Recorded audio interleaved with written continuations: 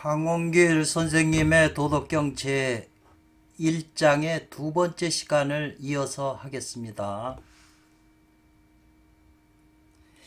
그래서 앞서서 신과 기 두 가지가 중궁에 모이는 것을, 모여서 거기 안정되는 것을 그걸 위주로 한다고 그랬잖아요.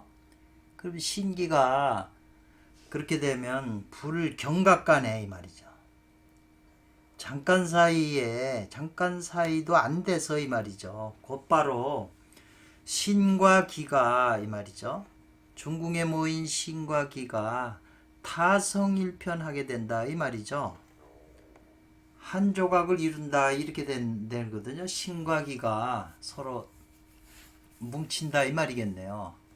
이 8번에 대한 주석은 이렇게 설명이 되어 있네요.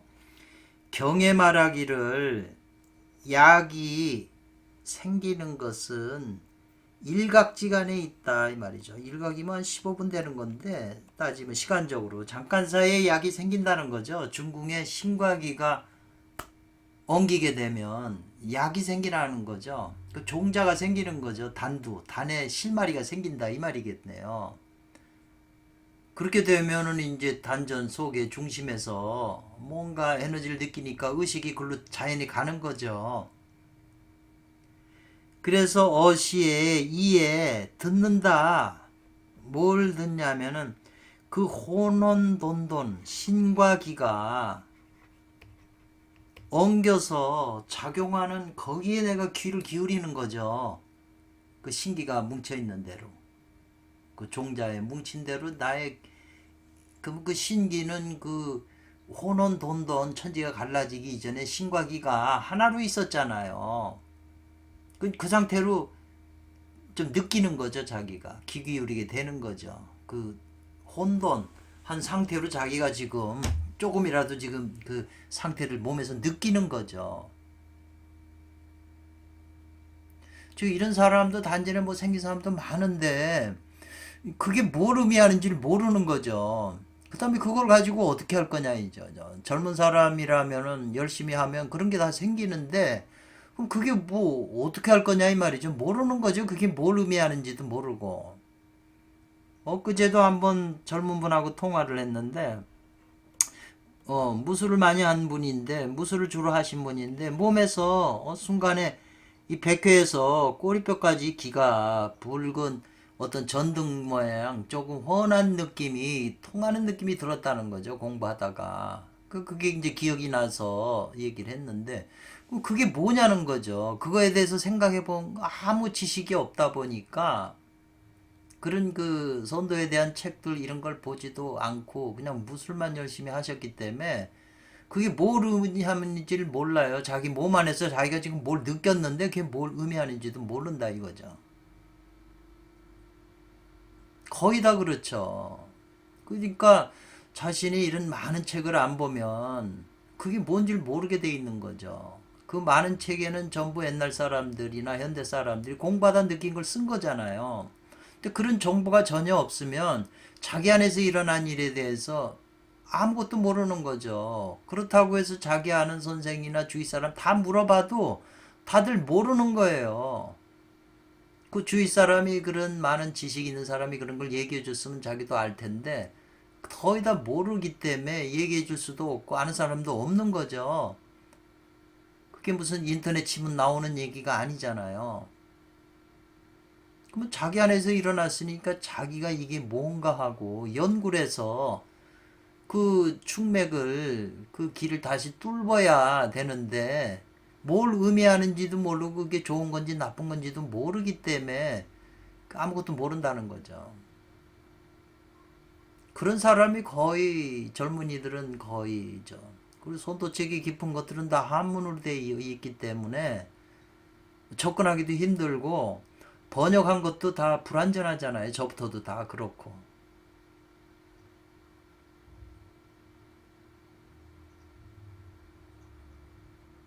그래서 자기 안에서 일어난 것에 대해서 자기가 연구를 하고 하나하나 그것을 분석을 해야 되는데 백회가 뭐 들어와 가지고 꼬리뼈까지 같은 그런 걸 말을 할 수 있을 정도면 그건 느꼈으니까 그럼 그거를 찾아야죠. 백회가 뭔지 꼬리뼈가 뭐 하는 건지도 아무것도 모르면 발전이 있을 수가 없죠.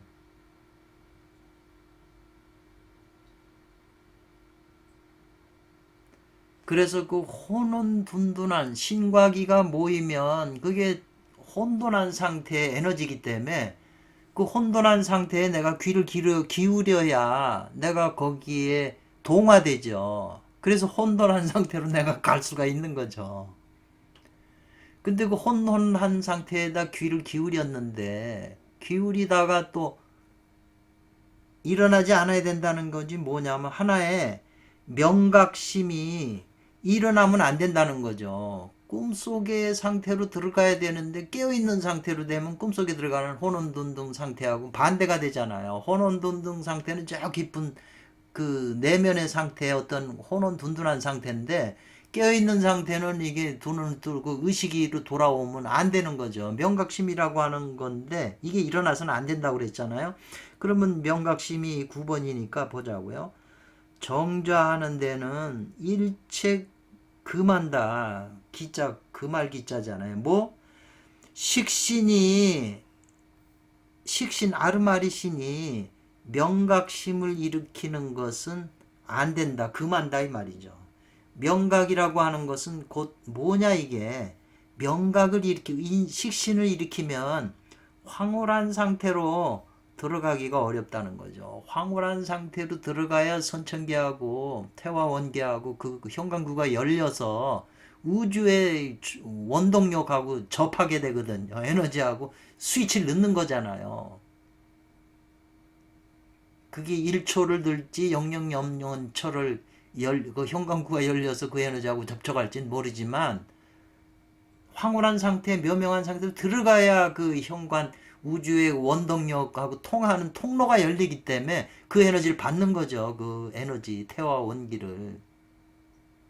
그런데 그냥 정신이 말짱 들어버리면 우리가 밤에 깊숙이 자다가 이제 새벽이 되면 깨어나잖아요. 그럼 깊은 상태에 들어가서 다시 현재 의식 상태로 지금 돌아오다가 눈이 탁 떠지면 이제 이 현실 세계를 인식하는 거잖아요.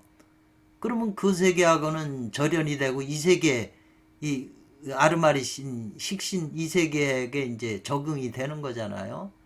그러니까 그 깊은 세계 잠속에 들어갔다 깨어날 때 의식 세계로 이 인식이 현실 세계로 돌아오는 그 순간 그 순간이 공부가 잘 돼요. 그렇게 그게 보통 3시부터 3, 4시 인시라고 그러잖아요. 그러니까 그때 공부를 한다고 그러잖아요. 그때 그 문이 그 깊은 의식 상태에서 현실 인식으로 돌아오는 그 순간이 공부가 깨어 있어서 공부를 해야 공부가 잘 된다는 거잖아요. 그래서 이 명각심이라고 하는 거는 이 식신이 작용하는 거예요.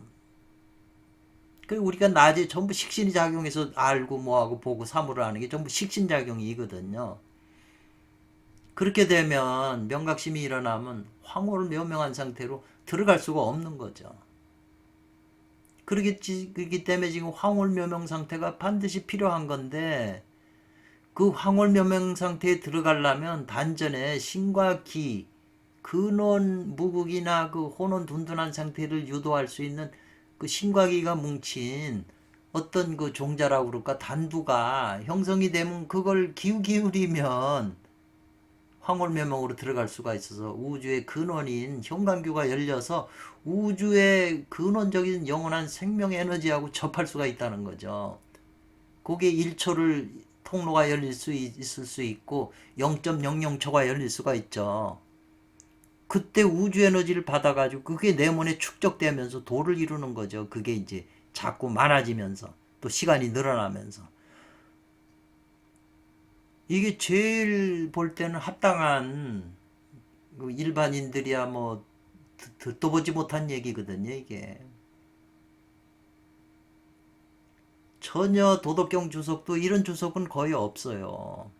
이건 황원길 조사님께서 실제 스승한테 비법을 받고 스스로 터득하셔갖고 또 이렇게 제자들한테 설명을 하고 제자들이 받아 써가지고 스승께서 또 감수 다 하신 거죠. 이게 그리고 서문까지 쓰셨으니까 이건 거의 이분들이 쓴 거예요. 이게 또 중국말로 쓴 거지.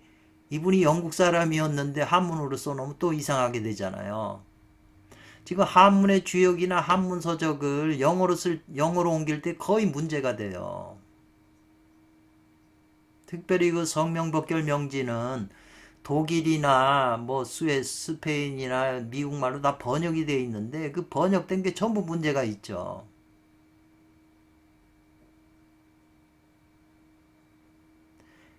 그래서 저도 지금 이 대목을 보면서 제가 미리 조금 준비할 때 생각했던 것보다 더 많이 뭔가 와닿네요. 그래서 제가 남한테 얘기해야 내가 더 깊이 생각을 하고 번역 한자라도 안 틀리게 하려고 다 찾아보게 되고 또 강의할 때 내가 또 뭔가 깨닫게 되죠. 그러니까 저를 위해서 제가 이거 하는 것이고 또 제가 사람들한테 할 수 있는 게 이런 거밖에 없어요. 뭐 돈을 벌어서 돈을 들일 수 있는 것도 아니고. 굉장히 지금 이런 그 주석 명각즉 난이 황홀이라는 이 주석도 없어요. 이런 주석을 한 게. 이 손장로님이 아니면 제가 이거를 어떻게 단순한 것 같지만 이해가 안 되는 거죠. 원문에는 명각심을 일으키지 말라고 그랬지만 왜 그럴까? 굳이 황황홀월이에요. 오래오래 황홀한 상태에 오래오래 하게 되면 이 말이죠. 그래서 이 황홀이란 말이 도덕경에 나오지만 많은 주석을 보면 이 황홀이라고 하는 그것에 대한 주석서가 제대로 된 게 아무것도 없어요. 황홀이 뭘 의미하는지. 제가 서양의 서적 카바라에서 나오는 요 하시디즘이라고 하는 카바라의 아주 큰 일파인데 지금 전 세계에 퍼져 있죠. 하시디즘이. 창시자가 바알셈 토브인데 대단한 도인이죠. 이분이. 근데 이분들 하시디즘 석에 보면 이 황홀이란 말이 많이 나와요. 황홀한 경지에 많이 나오거든요. 이제 그런 것은 지금 여기하고 통한다고 봐야죠. 그러나 그 황홀이라는 거를 그네들이 느끼지만 이렇게 깊게 설명한 건 없어요. 이 세상에서는. 이 중국 분들이 정말 무서운 분들이에요. 세상에 아무리 도사들이 많지만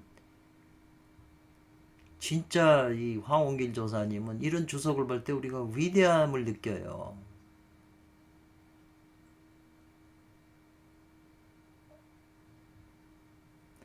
그래서 이 황황홀홀한 황홀한 상태를 오래 계속 하다 보면 자꾸 공부하는 거죠. 근데 이 황홀 상태를 어떻게 유도하는가를 지금 이 내용에서 저도 처음 알았어요. 항상 이 황홀이라고 하는 것에 대해서 궁금했는데 다 물어봐도 아무도 대답을 못하는데 요 신기타성 1편 여기서 그렇구나 이게 원리가 그렇구나 원리를 찾아야 돼요. 그래야 남한테 원리니까 법칙이니까 설명할 수가 있는 거죠. 그냥 하다 보니까 그냥 저절로 됐다 터득이 됐다 설명을 하고 보면은 설명을 할 수가 없어요. 남이 알아듣게 설명을 못해요.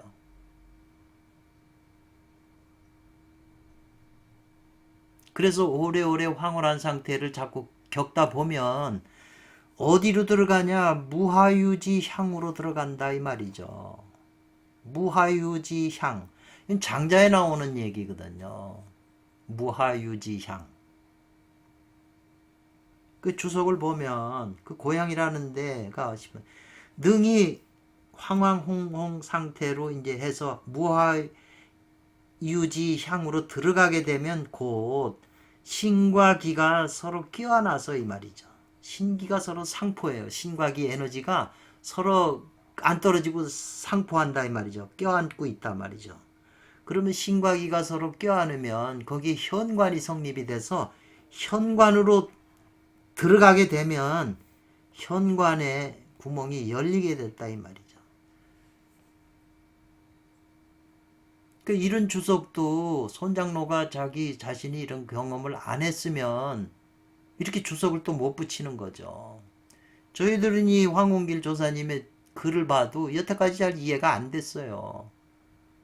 엊그제 제가 뭔가 박수를 치고 마음에 굉장히 뭘 느꼈긴 했지만 그거 지나면 또 막막해요. 근데 오늘 또 이렇게 다시 보는데 또 와닿는 게 있어요. 그 손장로님의 이 주석을 보고 더 느끼기 때문에 고마운 거죠. 이런 지식을 제가 이 우리나라 다 돌아다닌다고 그래도 어디서 이런 지식을 이 내용을 들을 수가 있어요. 이 원리를. 설사 누가 안다고 그래도 뭐 만나주기는 하겠어요. 만나기도 어렵죠. 이 손장로 도인이 대만의 협회장인데 이분이 평생을 공부해서 이렇게 주석을 놓고 뭐라고 또 그 주석을 붙인 게 있냐면 세상이 악해져 가지고 지금 갈 때까지 바닥을 쳤다는 거예요. 인류가. 그래서 음량인데 음이 아주 그냥 극도로 세상이 타락을 해가지고 바닥까지 와. 음이 지극해졌다는 거예요. 거의 타락해서 망할 징조인데 지극해지면은 음이 지극해지면 양이 생긴다. 일양이 이런 말을 했어요. 이게 우주 원리잖아요. 동지 전까지 아무리 추워도 다 얼어 죽을 것 같아도 일양이 다시 양기운이 돈다 이 말이죠. 그래서 양기운이 발전하면서 그 양기운에 하는 걸로 매화가 꽃이 피잖아요. 겨울인데도. 그래서 이 세상도 지금 음이 극도로 이르러서 세상이 멸망할 지경이 돼도 음이 그게 이름이 양이 발생한다 이거예요. 일양이. 그러면서 이 대도가 다 어두워져 가지고 다 이걸 다 잊어먹고 사람들이 타락했는데 지금 일양이 희생하는 때가 됐다 이 말이죠. 어둠이 지나서 새벽이 오는 때가 되니까 손장로도 자기가 알고 있는 구결을 이런데 주석을 붙여서 그렇게 하고 싶은 마음이 생겨가지고 이렇게 주석을 내는 것도 그 전부터 책을 내려고 했지만 인연이 안 됐다는 거죠. 내고 싶은 마음도 없었고. 그런데 이제 그런 마음이 생겨서 주석을 내셨다고 그러잖아요. 그 일양의 기운을 타고 이렇게 하는 거예요.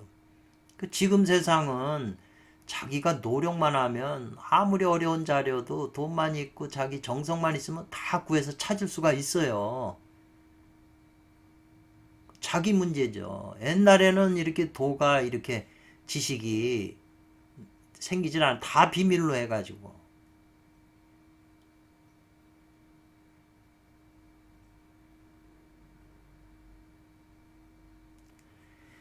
그래서 무하유지향으로 들어간다는 게 바로 현관교로 들어가는 거예요. 현관으로 들어가니까 현관이 열리는 거죠. 그 통로가 열리는 거죠. 그러면 무한한 에너지하고 그 에너지가 통로로 들어오는 거죠. 그 이런 거를 체험을 했다고 하는 사람이 있어도 그게 뭔지를 모르는 거죠.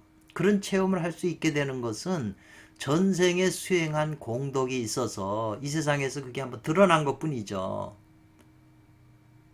그렇기 때문에 그게 왜 그렇게 됐는지 원리를 찾아내고 스승한테 그걸 해야 되는데 어디 가서 그걸 알아요. 자기가 그걸 체험했어도 그냥 잊어먹고 마는 거죠. 그게 계속 그런 상태가 자동으로 된다면 터득을 하게 되죠. 그러나 그게 우연히 한번 열렸다 마는 거기 때문에 원리가 있고 방법이 없으면 과학적인 그런 이해력이 없으면은 다시 열 수가 없는 거죠.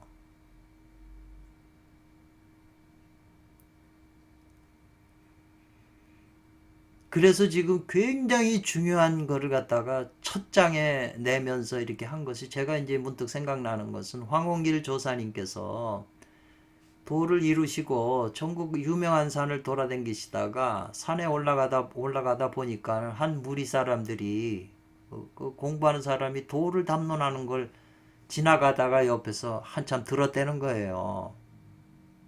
듣다가 이제 말을 서로 썩다 보니까 그 사람들이 황홍길 조사를 알아보고 스승으로 모시고 이 강의를 해달라고 부탁을 하니까 그때 도덕경을 강의하신 거겠죠. 그러니까 첫 번째 강의를 1장을 하게 되니까 그 순수한 사람들에게 엑기스를 전한 거죠. 핵심을. 그리고 도덕경 1장의 핵심이고 또. 그러니까 이런 위대한 말씀을 하신 거죠. 우주 전체, 지구 전체에도 이렇게 이 우주 근원하고 다시 접촉할 수 있는 이 원리를 설명한 게, 이렇게 설명한 게 제가 선도책을 좀 봤지만 없고, 불교책도 없고요. 밀교책도 없고, 없어요. 오직 이 황원길 조사님만이 이런 스타일을 설명을 하셨어요. 그러니까 항상 이분을 생각하면 존경심이 생기죠.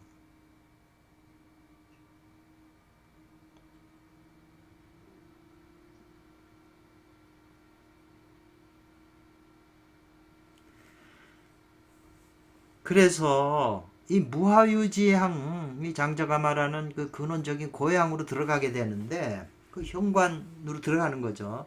이때, 이와 같은 때에 이 말이죠. 그때는 어떤 느낌이냐. 뭘 알지 못한다는 거죠. 자기 의식이. 신이 기로 들어가는 거. 신과 기가 하나가 서로 쌓아안고 있는데 신이 기가 들어가는 거. 신이 기로 들어가는 거. 또 기가 신으로 들어가는 거, 돌아가는 것을, 들어가고 돌아가는 것을 알지 못한다는 거죠. 저절로 속에서 뭐가 작용하고는 있는데 그게 뭔지 모른다는 거죠. 마치 뭐아까 같으냐면 남자와 여자가 서로 껴안고 있잖아요. 껴안고 막 흥분하고 있는데 남자 자지가 여자 보지 속으로 들어갔다 이 말이죠. 들어가도 들어간 줄 모르고 또 여자도 받아들여도 받아들인지 모르는 상태, 알지 못한다 이 말이죠. 남자는 신이고 여자는 기를 상징하는 거니까.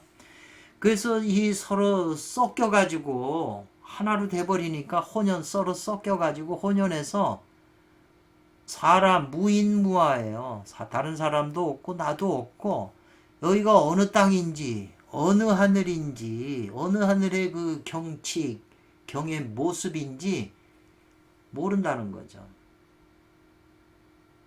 모른다고 해서 그게 혼괴는 아니다, 혼외는 아니다 이 말이죠. 혼외한 상태는 아니다. 아둔해 가지고 뭘 분간 못하는 그런 상태가 아니다는 거죠. 요걸 잘 이해해서 요 주석을 붙였네요. 이게 조금 애매하잖아요. 혼농자 무주인자진이라고 그랬네요.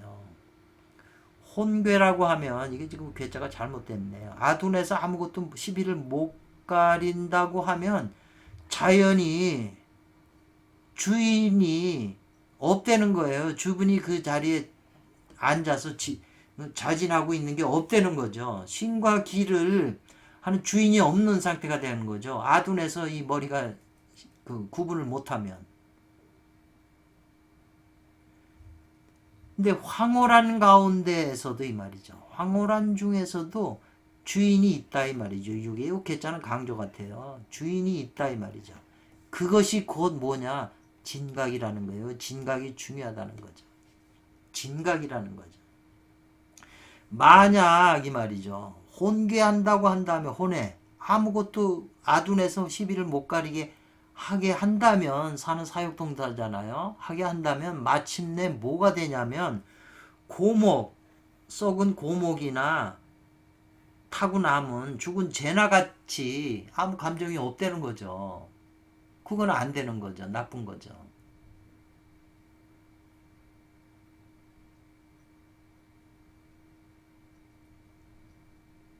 지금 자기 자신이 그 근원세계에 들어가서 그 단계 그 순간순간마다에 지금 뭐 일어날 수 있는 일을 조심스럽게 지금 지적하고 있는 거예요.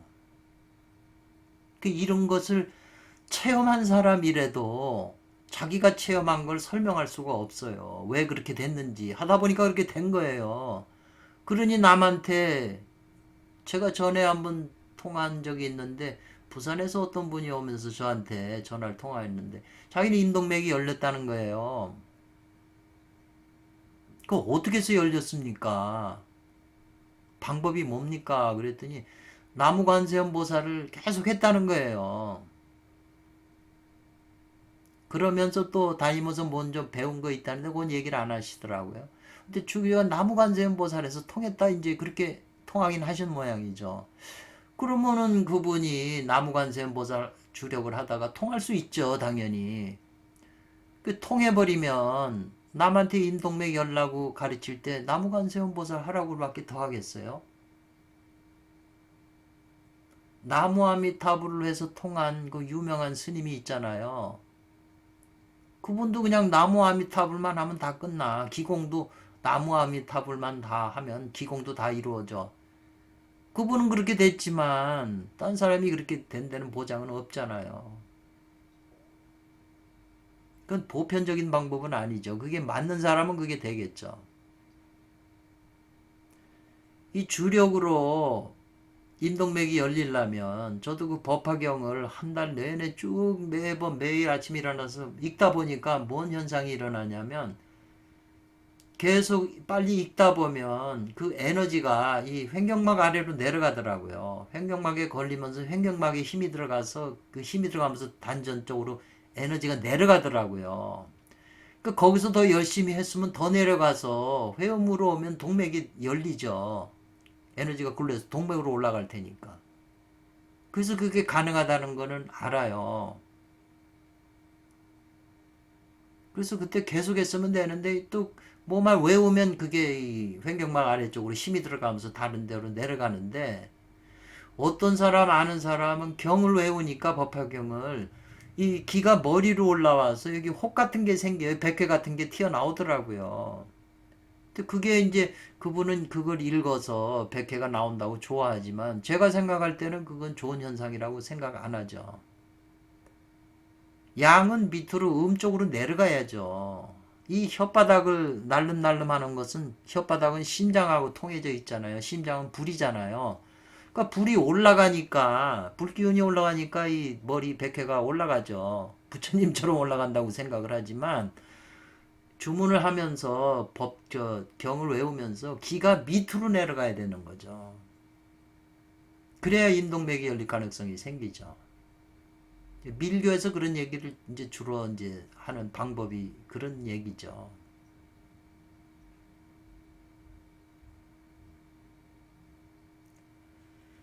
지금 굉장히 중요한 지금 내용을 하고 있어요. 이거는 평생 연구해야 돼요. 그리고 그 다음에 2장부터 쭉 나오는 것도 전부 여기하고 이제 관계가 돼요.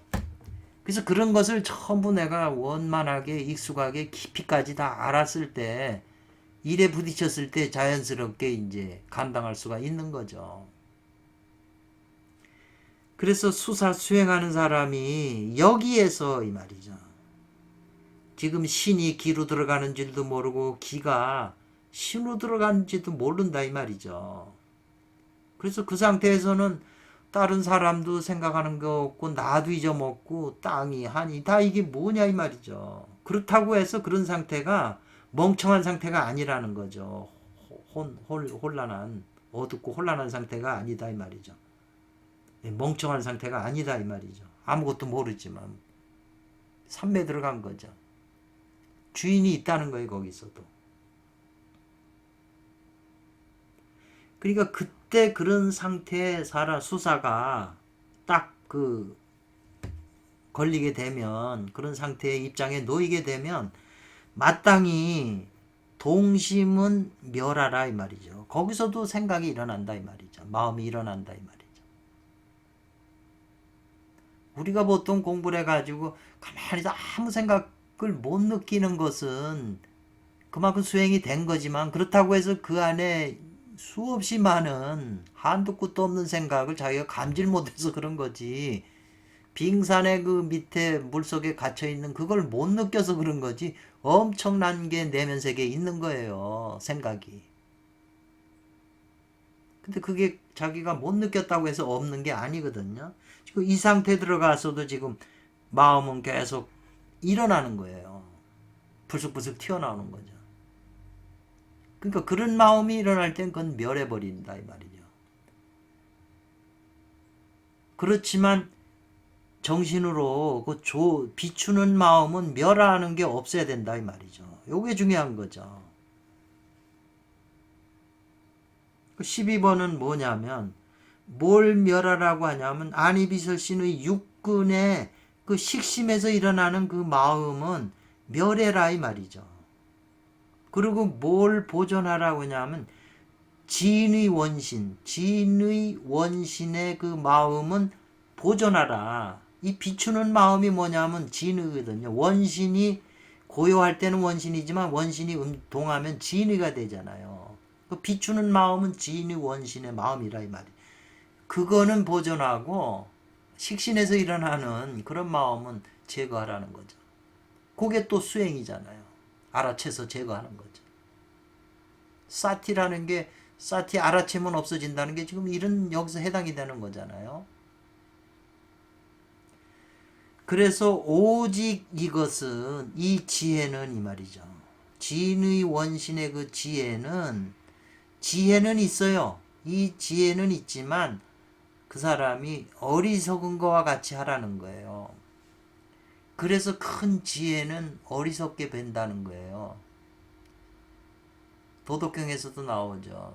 시골 노인의 큰 지혜를 가진 사람은 겉으로 보면 사람이 어리석게 보여요. 그 설명이 뭐냐면 고속도로에 가다 보면 길이 쫙 일직선으로 고속도로가 뚫려 있는데 멀리서 보면 그게 휜 것처럼 보여요. 고든 길은 휜 것처럼 보이고 문방구에 가면 셀룰로지라고 해서 깨끗해요. 이렇게 한 장 펴보면 깨끗하고 투명한데 이거를 이제 둥글게 말아보면 푸른색을 띄어요. 탁하게 보여요. 근데 맑은 것은 탁하게 보인다고요. 진짜 속이 맑은 사람은 겉으로 보면 탁하게 보인다 이런 표현도 되는 건데 어쨌거나 지혜를 가지고 있어도 이게 쓰질 않아요. 사람들이 어떤 문제에 이렇게 봉착해 있는데 탁 지혜가 떠올라서 해결 문제가 생겨도 그걸 말하지 않고 사용하지 않는 지혜를 자꾸 쓰면 에너지가 소모되기 때문에 해이불용이라고 하는 게 이제 중국 도태에서 필요한 수행 방법이에요. 그래서 지금 이 상태에서는 지혜가 있어도 어리석은 것처럼 드러내질 않고 또 지혜가 있어도 사용하지 않아요. 그래서 무지무각지제예요. 아는 것도 없고 느끼는 것도 없는 그런 상태에서 이 말이죠.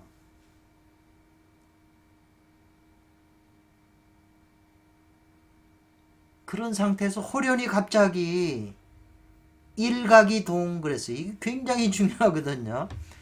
하나의 그 원신이 뭔가 각하는 게 있어요. 그러면서 발동한다 이 말이죠. 이것이 곧 뭐냐? 태극인 현관구가 그 기본이 열린다 이 말인데 요 13번 주석을 보면요.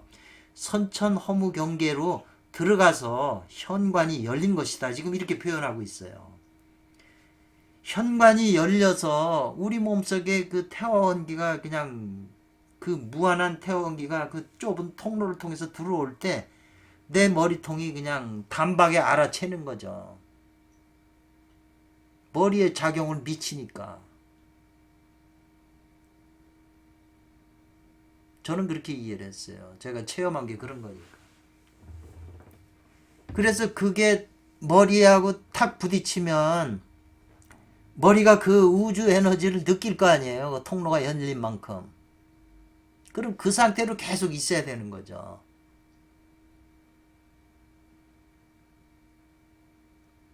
그런데 그 상태에서 우주의 그 통로에서 열린 에너지 천공일기죠. 그게 이제 앞에서는 천공일기라고 나오는데 이제 뒤에 그것이 일기인데 사람 몸에서는 원신이 된다고 하는 아주 중요한 말씀을 하셨어요. 원신은 머리골 속에 있는 송가선 에너지거든요.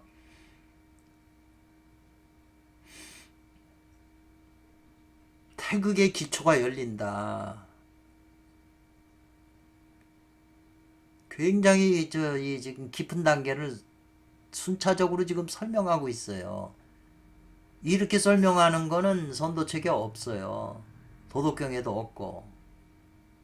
근데 이게 어렵다 보니까 이 내용이 뒤에 나와요. 이걸 스승 없이 스승한테 전수받아도 이게 우리가 알기로는 그 서파의 이하모 조사라고 책도 많잖아요. 서파의 이하모 조사도 황홀 묘명의 단계를 뚫기 위해서 9년간을 그 산에서 수행을 하셨다고 그러거든요. 9년 만에야 그게 묘명한 상태로 들어갔다고 그러시는 거예요. 그런 천재도. 그러니까 그때 당시 황원길 진인이 10년을 산에서 강의하셨는데 언뜻 제가 기억이 나는 거는 그 중에서 20 몇 명 정도가 깊은 경지에 들어갔지만 진짜 깊은 데 들어간 3, 4명 정도밖에 안 돼요. 오고 10년 동안 오고 간 사람들이 한 1000여 명이 돼도 진짜 깊은 경지에 들어간 사람이 얼마 안 되는 거예요. 10년을 강의했어도 서파의 이하모조차도 황홀 묘명 상태로 들어가는데 9년을 애썼다는데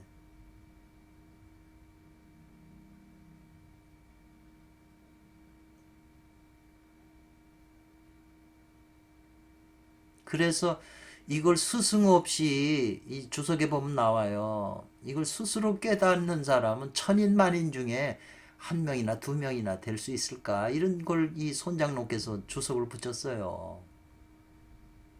깨달을 수가 없는 거죠.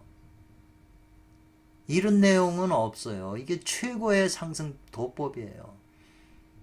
우리가 신에게 비는 것도 아니고 자기 스스로 노력해서 이렇게 가는 거죠. 물론 노력도 하고 하늘 천신들이 어여삐 여기셔야 또 길을 열어주시는 것도 분명히 있는 거죠. 그렇지만 이렇게 원리로 제시하는 거는 없다는 거죠.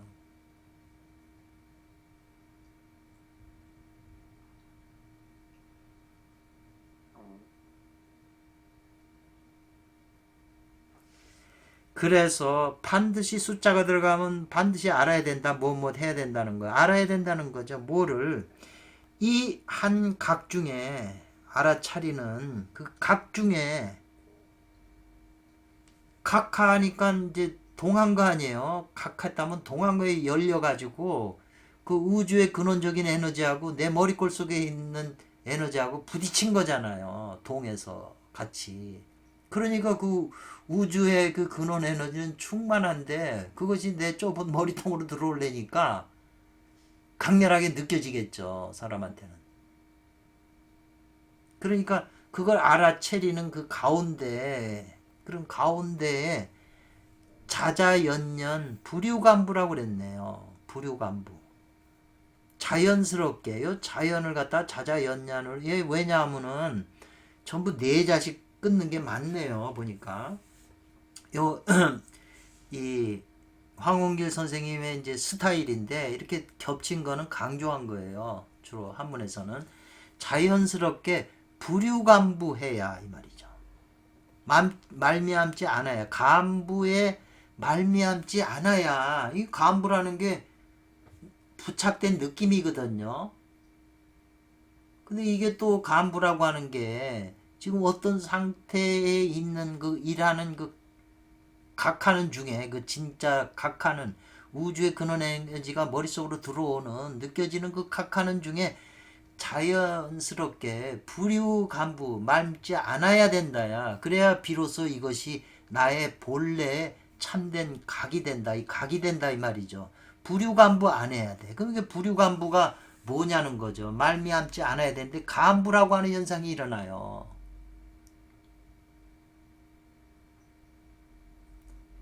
저는 그냥 이게 지금 정확한 해석을 하는데 강렬한 느낌에 따라가다 이렇게 표현했는데 지금 이 손장로는 어떻게 주석을 붙였냐면 이 가운데에서 실제 증거를 증명을 해서 가히 알아야 된다 이렇게 돼 있는데요.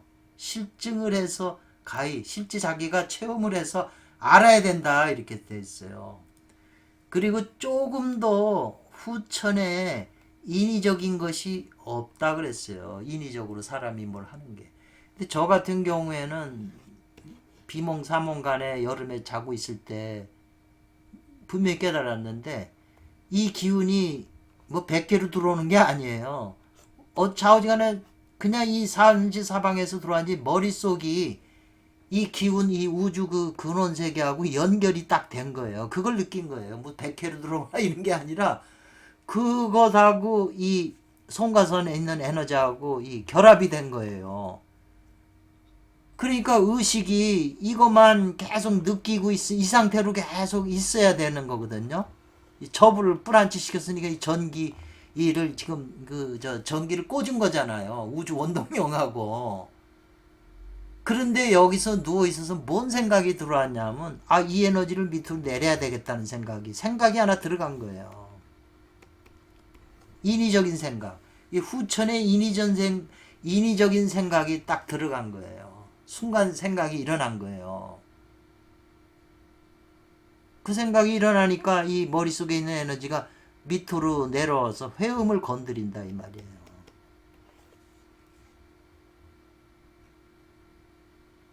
순간 일어나는 거죠.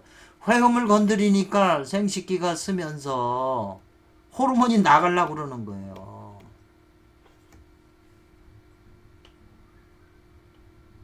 건드리니까 감각을.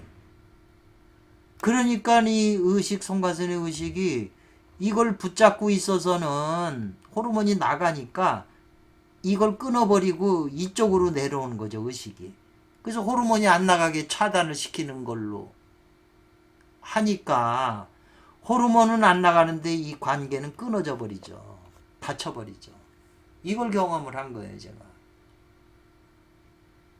그러니까 여기서 인위적인 생각이 들어가면 이 간부, 이 간부라고 하는 게 지금 이렇게 표현을 했는데 이제 이게 조금 명확하게 저는 이렇게 이제 이해를 했지만 이 간부라고 지금 이 설명을 한 것이 이제 뒤에 또 다른 표현으로 아마 설명이 나올 수 있을 것 같으네요.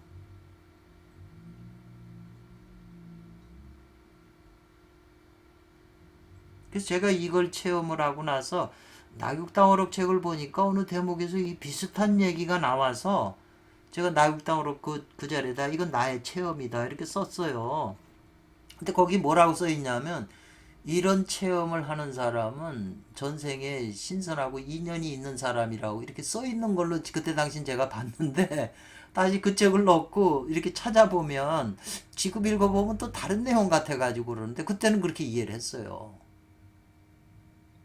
근데 이런 체험을 내가 항상 저기 벌써 20년 전 얘기지만 항상 기억하고 있는데 이번에 이 도덕경 1장을 읽어보면서 이것과 조금 결합을 시켜서 이해를 하려고 그러니까 뭔가 느낌이 달라서 그래서 제가 이제 다시 관심을 갖게 되고 지금 나육당으로 가고 도덕경을 기분 신나게 지금 이제 읽는 거죠. 이것저것 할 것이 많은데 예, 신나서 지금 다시 한번 뒤다 보면서 이걸 강의하면은 내가 더 열심히 하겠다, 더 깊이 있게 생각을 하게 되고 또 효과를 볼 것이다 해서 지금 제가 이렇게 녹화를 하면서 여러분한테 선을 보이고 또 좋은 일이니까 여러분한테 도움이 된다고 생각해서 제가 하는 거예요.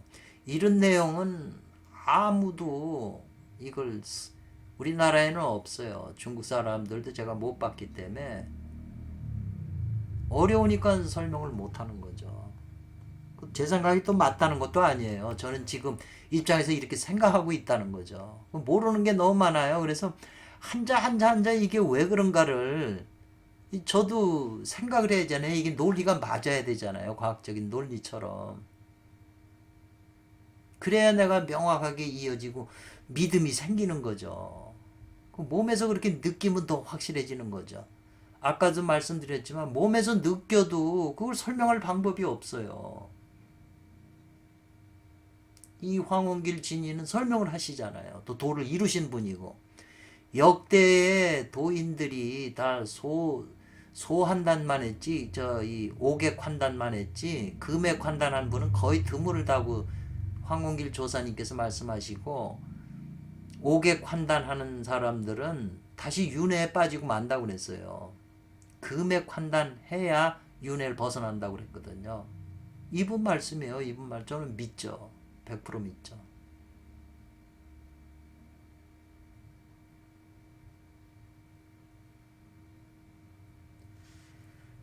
도가에서는 이 말이죠. 도가에서는 그것을 말한다. 뭐라고? 그것을 현관 묘규라고 말한다 그랬네요. 현관의 묘이자 규라고 말한다. 이렇게 설명을 했어요.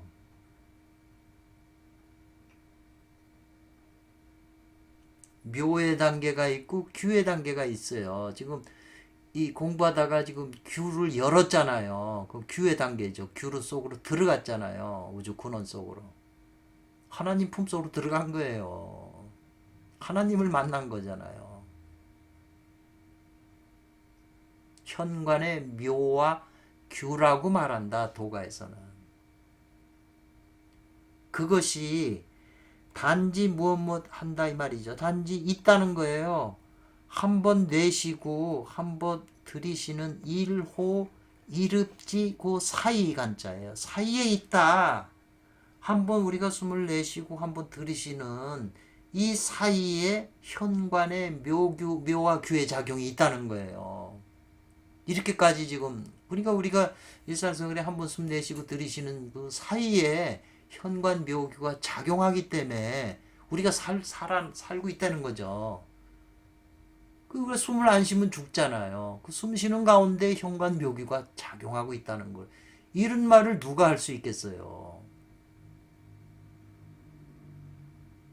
그러면 15번의 주석은 요 간이라고 하는 거, 호흡지 간이라고 하는 요 사이에라고 하는 요 뜻은 있다는 거예요. 이 간에는 무슨 뜻이 있냐면 무진한 다함이 없는 비밀스러운 뜻이 있다. 요 간자에. 그래서 제가 그 간이라고 하는 게 격압유록에 궁궁을을지간이란 말이 많이 나오거든요. 궁궁을을지 그 사이에 있다. 불사약이. 지금 여기하고 똑같은 말이잖아요. 뒤에서 보면 색이 공이고 공이 색이라고 하는 뜻하고 지금 똑같아요. 유와 무가. 현관의 유의 작용과 무의 작용이 똑같은 거예요. 색과 공. 비색 비공 공즉 시색 똑같다 이 말이죠. 경에 말하기를 능히 주체적으로 안다면 뭘 말해요? 도가 호흡하는 사이에 있음을 안다면 이 사람은 도를 아는 것이다 이랬어요. 경에 어떤 경에 이런 말이 있다는 거죠. 능히 공부를 해서 안다. 도가 너가 우주의 생명 에너지인 도가 네가 한번 들이쉬고 내쉬는 사이에 그 도가 작용하는 걸 네가 안다면 몸으로 느낀다면 너는 도를 아는 사람이다. 이렇게 지금 해석할 수가 있잖아요. 그 우리가 한번 들이쉬고 내쉬는데 이 태화 원기 선천의 태화 원기를 느껴요.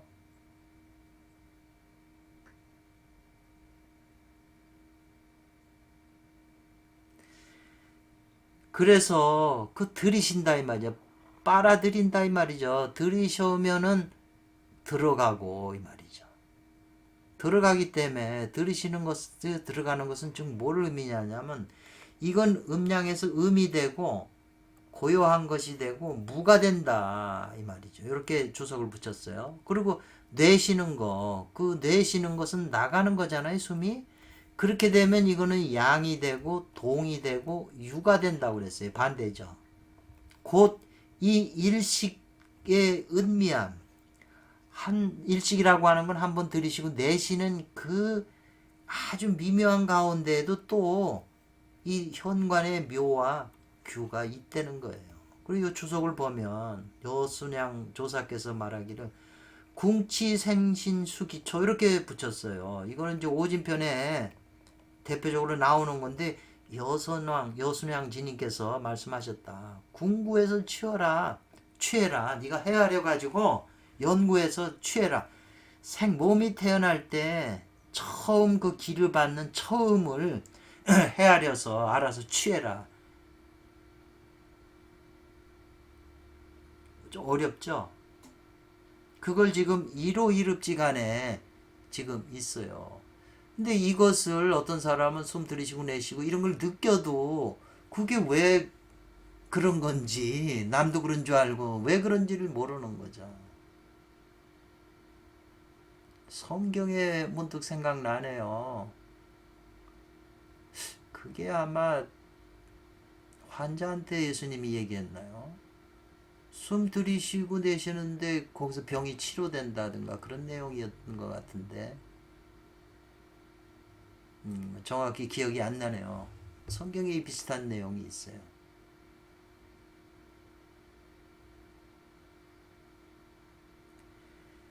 굉장히 지금 그 중요한 내용을 이제 하고 있었는데요.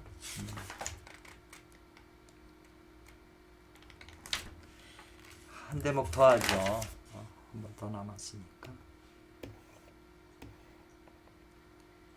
지금 한 대목 한 대목이 굉장히 중요해요. 이렇게 자세하게 얘기했지만 우리는 이해가 안 되는 거잖아요.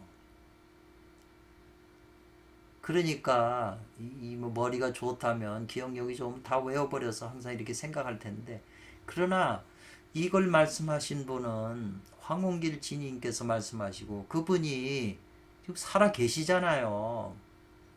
우리가 육안에 안 보인다고 돌아가신 게 아니거든요. 이런 도를 이룬 분은 그냥 그 몸뚱아리가 살아 계신 거예요. 영혼으로도.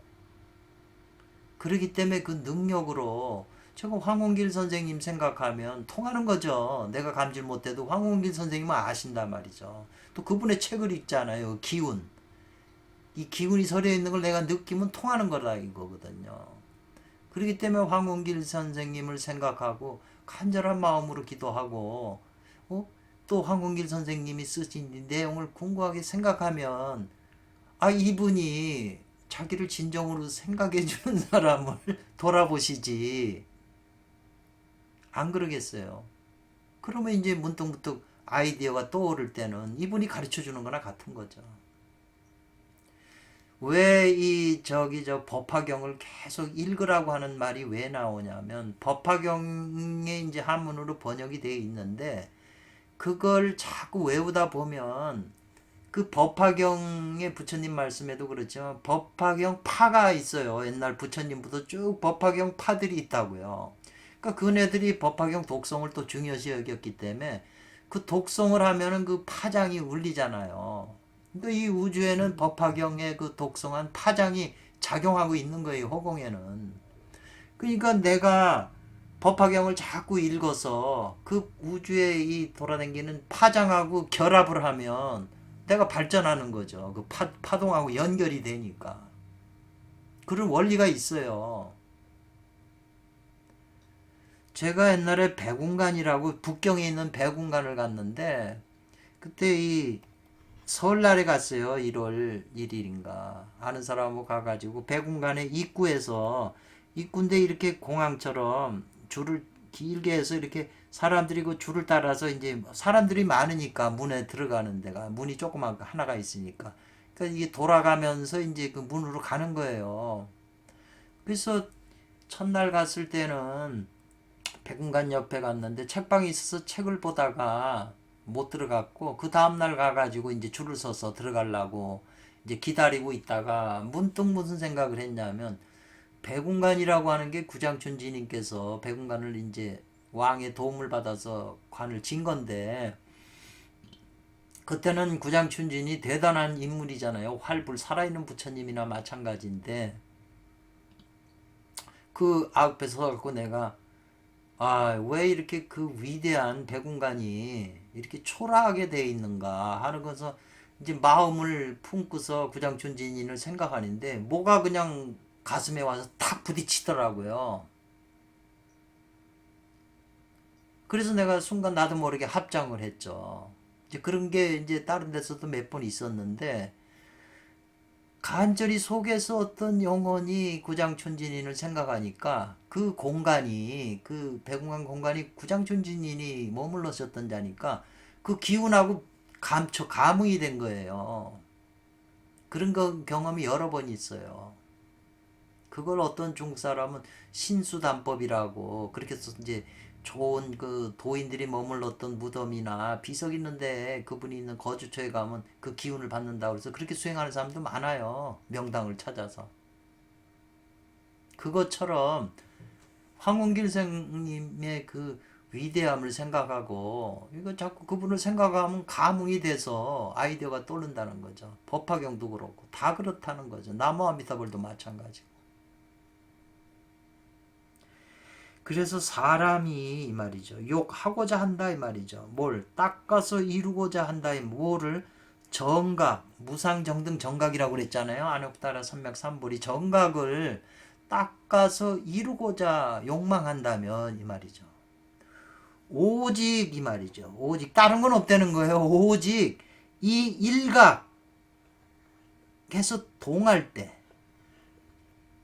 내가 이 머릿속에서 알아챘다는 건 뭘 알아채요? 그 현관구가 열려서 그 우주의 원동력 에너지가 발동한 거 그걸 알아채렸다 이 말이죠. 그래서 서로 뿔한치 그 전기를 꽂았다 이 말이죠. 우주 근원적인 생명의 원동력하고 내 좁은 개체 속에 있는 그 원신하고 알아차렸 그 와서 조인트한 걸 내가 알아차렸다 이면 그 한각 알아차리니까 그 에너지가 들어오는 거잖아요. 그 현관문이 열려서 저는 그렇게 이해를 했어요. 그렇게 되면 육에 있다 이 말이죠. 걔는 조사가 같아요. 뭐냐 실제가 있다 실실제제 실제 존재하는 게 있다는 거예요. 동할 때 뭘 알아채죠? 우주의 원동력 기기 생명 기운의 기틀 기미 적확이라고 하는 건 확실하다는 뜻이잖아요. 실제적이고 확실한 것이 있다. 그때 염려가 없어야 된다 이 말이죠. 쓸데없는 잡념이 없어야 되고 또 쓸데없는 잡념의 찌꺼기가 없어야 된다 이 말이죠. 단지 하나의 본래의 주인공인 본래인만 있어야 된다 이 말이죠. 이 본래인이라고 나왔네요. 그래서 이 머리꼴 속에 이게 원신이거든요. 근데 현관규가 열려서 우주의 기운이 들어오면 이거는 우주의 태와 원기 기운인데 이게 인간 안에 들어오면 이게 원신이 된다고 그랬어요. 이 주석을 보니까 저도 그 대목이 항상 이해가 안 되는 부분이었는데 지금 여기서 주석을 그렇게 하고 있어요. 원신이 자꾸 자라나야 되잖아요. 하나님의 머리에 있는 원신하고 내 적은 머리에 있는 원신이 하나가 돼야 되잖아요. 그러니까 이 그 우주의 그 근원에 있는 현관규가 열리면 그 안에는 선천 정기신이 다 있는 거예요. 신과 기가 선천의 신과 기가정이 충만한 장소예요. 정만 있는 게 아니고 신도 있다는 거죠. 그래서 이 본래인을 보게 되면 벽암로 이 측에 지도문안 짱이 있잖아요. 거기에 그 원어 국根선사가 도라고 하는 건 무엇입니까? 그랬잖아요. 그리고 고목 속에 용이 운다 그랬잖아요. 그 도중인이라는 말을 했어요. 도 가운데 사람은 무엇입니까? 그러니까 해골 속의 눈동자라고 그랬거든요. 제가 그건 이제 유튜브에 올려놨으니까 상세한 건 찾아보시면 되는데 해골 속의 눈동자가 지금 해골이 머리잖아요. 눈동자가 원신이잖아요. 거기에 도중인이라고 썼잖아요. 그 여기 본래인하고 뭐가 다르냐 이 말이죠. 저도 이 도중인이 주석설 다 찾아봐도 설명을 안 해놨어요. 도중인을 그냥 도하고 도중인은 같은 걸로 다 해석을 해버리고 고목 속에 용이 온다 이걸 다 똑같은 말로 해석을 하더라고요. 그 나날이 좋은 날에 그 선생님도 그렇게 똑똑한 분도 이걸 해석을 못 하더라고요. 이게 다른 건지를. 그래서 이 본래인하고 이 도중인하고는 같은 거를 의미한다. 이 17번의 주석을 보면 이 손장로의 주석을 보면 수련하는 우리가 하는 사람은 이 원신을 단련하는 거라고 그랬잖아요. 정기신에서 이 원신을 단련하는 거다. 그렇게 되면 이제 주인이 항상 존재한다. 주인이 원신이죠. 저한테는 지금 이 명확하게 와닿아요. 사람만 일각하는 게 아니라 고로 말하기를 하늘과 땅도 이 하나의 일각이 있어서 형광규 우주 근원하고 열려서 우주 에너지를 받아가지고 그 에너지 가지고 만물을 살린다 이 말이죠. 사람도 이 일각이 있어서 이로써 그것이 금단을 맺게 된다. 이 일각에서 송가선에서 단전으로 내려오는 거죠. 이 우주 기운이 원신이 커져서 내려와서 여기서 단전해서 에너지가 모여서 그게 금단이 된다. 이렇게 이해를 할 수 있다는 거죠.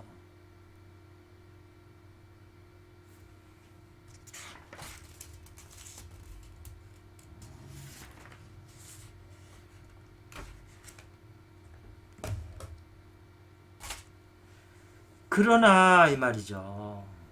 이 일각이라고 하는 것은 오히려 무엇과 같으냐? 전광석화와 같다 이 말이죠. 전광석화라고 하는 게 부싯돌 불이 번쩍. 이 옛날에는 불 킬 때 원시인들이 돌을 쳐가지고 양 두 개 돌을 부딪혀갖고 불이 번쩍거리는 거 가지고 마른 불에다가 불을 만들잖아요. 부싯돌이 불이 번쩍거리는 것과 같이 매우 짧은 시간이나 재빠른 움직임 따위를 비유적으로 이루는 말이잖아요. 정관성과 같이 이 일각이 정관성과 같이 각하면 현관으로 들어가서 현관이 열리는데 그게 순간이라는 거죠. 순간 열렸다 닫히는 거죠. 그래서 제가 뭘 생각하냐면 남자와 여자가 섹스를 해서 극치에 이르면 이 현관귀가 열리는 거예요. 현관귀 에너지가 들어오니까는 인간이 그냥 그렇게 흥분하는 거지. 더 많이 들어오니까. 그래가지고 사정을 하고 나면은 이 현관귀가 확 닫혀버린다.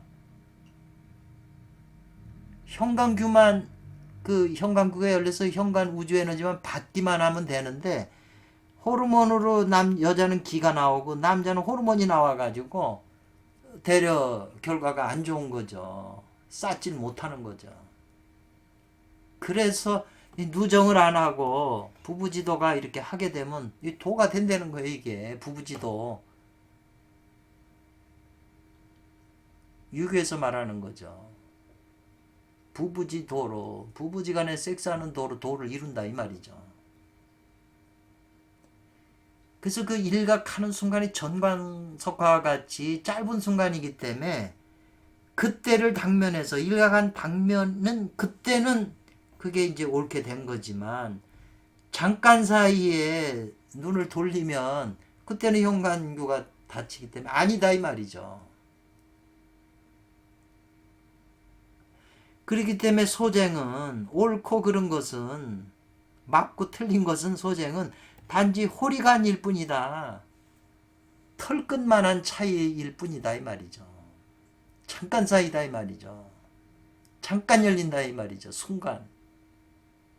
이게 굉장히 체험을 안 한 분이라면 이런 말을 어떻게 하겠어요.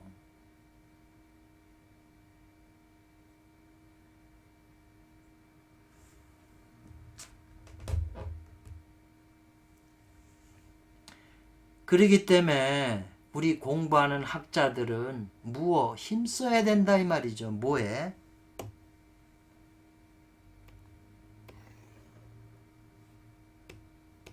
평상시에 이 말이죠. 수행 안 하는 일반의 이제 평상시에도 심득청, 요 득은 강조예요. 아주 분명하게 살펴야 된다. 평상시에. 아까 일호, 일읍지간에도 이 현관규하고 묘가 작용한다고 그랬잖아요. 그러니까 일상생활에서 이게 현관규가 열리고 달리고 하기 때문에 우리가 이제 에너지 쓰고 사용하는 거죠. 이게 자동적인 시스템으로 돼 있는 건데 너무 미세하고 저 안에서 이 오묘한 데서 일어나기 때문에 우리가 전혀 감촉을 못 하는 거잖아요. 그렇기 때문에 임기에 아까 말한 대로 앉아서 정자에서 고요한의 극치로 열치호국 수정독을 해서 황홀묘명한 상태로 들어가서 현광규가 열릴 때쯤에 이 각을 한다는 거죠. 알아차리는 거죠. 문이 열릴 때. 그래서 그 임기, 그 기틀이 동하는 그 기기잖아요. 기기가 동하는 기기가 임할 때 현관문이 열려서 우주 에너지가 쏟아져 들어올 때 바야흐로 이 득도 강제예요. 파주할 수 있다 이 말이죠. 붙잡아서 멈추게 할 수 있다는 거죠. 그 문을 열린 상태로 놔둘 수 있게 된다는 거죠. 시간을 좀 더 오래 0.01초라도 더 끌 수 있다는 거예요. 지금 제가 이해하는 것을 지금 설명하는 것뿐이지 여러분은 다르게 이해하실 수도 있어요. 근데 그 이해한 것이 앞뒤가 전부 이게 조립이 돼서 논리에 맞아야 된다는 거죠. 그리고 여러분들이 이걸 체험했을 수도 있어요. 왜 전생에 수행을 많이 한 분들은 이 생에서 나와서 젊었을 때 체험할 수가 있어요. 자기도 모르게. 그러니까 잊어먹지 않죠. 그런 체험은. 근데 그 체험에 대해서 자기 자신이 체험을 해도 모르기 때문에 많은 사람한테 묻지만 아는 사람이 없다는 거죠.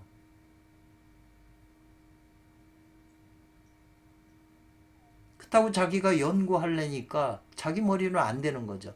이런 좋은 정말 위대한 황홍길 선생님의 자료를 만났다면 실마리가 되어 있어서 입구로 들어갈 수 있는 그런 기회가 생길 수 있지만 이런 책을 만나도 한문을 모르면 그림의 떡인 거죠. 그래서 지금 이 18번에 이 손장로께서 해석하시기 옛사람이 말하기를 찬묘명이라고 그랬어요. 이 찬이라고 하는 것은 뚫불 찬이에요. 찬자가 많이 나와요. 쇠로 뚫는 거예요. 우리가 도로 옛날에 도로를 전부 그 골타루로 만들어 가지고 두껍게 만들었잖아요. 그걸 다시 또 깔려면 이 쇠로 된 기계로 그 뚫어요. 그래서 그걸 다 깨트려 갖고 걷어내고 다시 깔잖아요. 이 쇠로 뚫을 찬이에요. 뭐를 뚫어요? 이 묘명을 뚫는다 이 말이죠. 황홀묘명한 현관문에 그 다가가서 그 현관문을 뚫는 거예요. 그 묘명, 황홀하고 묘명한 상태에 현관문이 가려져 있어요. 그게 이제 어떤 보니까 격압요령에도 이 비슷한 내용이 있던데. 그래서 늘상 오히려 반드시 필요하다. 단연에 여러 해의 공부가 필요하다 이 말이죠. 묘명을 뚫으려면. 그 이하모 같은 서파의 창시자인 그분도 묘명을 뚫으려고 9년을 애썼다고 그러시잖아요. 그래야 묘명으로 들어간 후에야 이 말이죠. 비로소 요 일각이 동하는 진각이 있다. 이렇게 주석을 붙여준 거예요. 이 주석 때문에 우리가 조금 더 이해가 되는 거죠. 이 손장로님의 주석이 없으면 이 원문만 가지고는 위대한 원문이지만 우리가 조금 생각할 여유가 없게 돼요. 황홍민 선생님은 너무 고맙지만 이 손장로님이 근데 딴 사람의 그 누구죠? 그 이름도 잊어먹었네. 그 사람하고 두 사람이 또 주석을 붙인 거 보면 현대인들이라 이렇게 깊이 주석을 또 안 해놨어요. 이분은 이 황홍길파의 그 비밀을 전수받았고 자기가 수행한 사람이니까 이런 주석을 쓸 수 있다 이렇게 저는 보는 거죠. 이분이 공부를 완전히 이뤘는지 안 이뤘는지는 모르지만 이 말씀은 받아들일 수 있다는 거죠. 또 대단한 분이 이거보다 더 깊은 더 자세하게 원리를 우리가 알아들을게 더 쉽게 설명해 준다면 더욱 고맙죠. 이 주석을 봄으로써 이 사람의 그 생각하는 게 어느 정도인지 우리가 못 따라가니까 이 주석을. 그러니까 배우는 거죠. 고마운 거죠. 이걸 하려고 전 세계 다 돌아다녀 봐도 뭐 아는 사람이 있어야죠. 애만 쓰다 마는 거죠.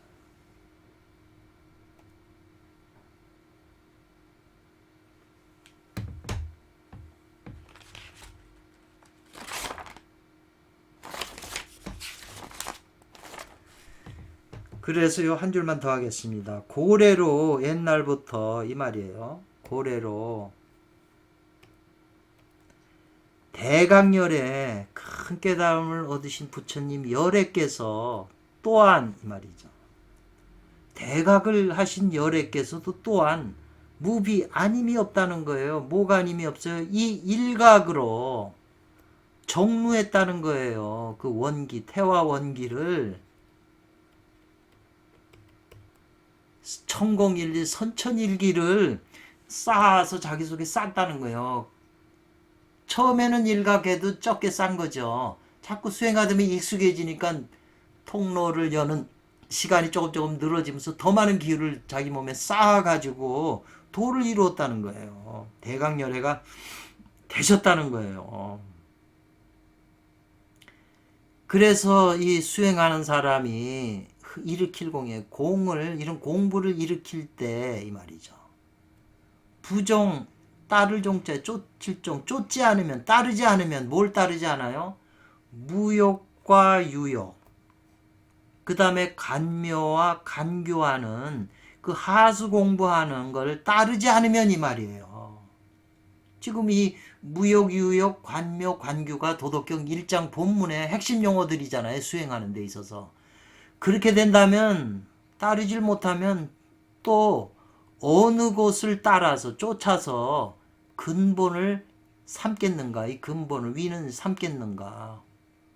19번을 보자고요. 장조 장자양지님께서 말하기를 처음에 유작 공부를 짓는 것은 유작하는 것은 유의법은 사람들이 보기 어려우나 이 말이에요. 사람이 자기 속에서 이루어지는 거기 때문에 사람들이 겉에서 봐서 모른다 이 말이죠. 그러나 단을 맺어가지고 중궁을 도태한 경지에서 무의 공부를 한 후에는 자연이 있게 된다. 도의 묘한 현상이 있게 된다 이 말이죠. 도의 작용이. 몸에다 도 기운을 쌓아가지고 그러면 신통력이나 뭔가 능력이 나오게 되는 걸 보게 된다는 거죠. 이렇게 주석을 하셨네.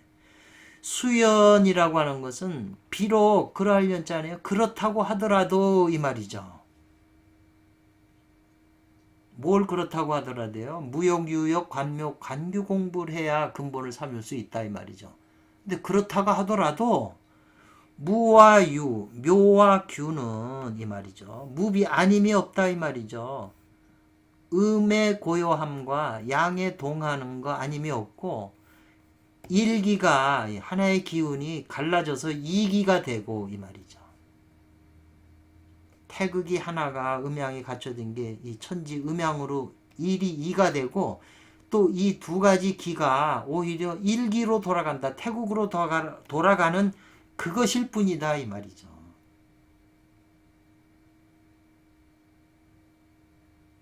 여기까지 잘하고 요 나머지는 다음 시에 끝내겠습니다. 그게 너무 귀중한 말씀이고 어렵고 이거 아니면 안 되기 때문에 제가 이제 강조를 하는데 저도 어제와 오늘 따라서 이 글을 보고 아 이걸 이해해야 되겠다. 이걸 더 알기 위해서 내가 이 낙육단과 도덕경어록을 더 유심히 공부를 해야 되겠다. 많은 도덕경의 좋은 주석을 제가 올려놨지만 그것보다 이게 오리지널이다. 최고의 법문이다 이 말이죠. 인류의 모든 문제를 풀 수 있는 게 여기 있다. 저는 그렇게 생각이 되네요. 여기 원리에. 감사합니다.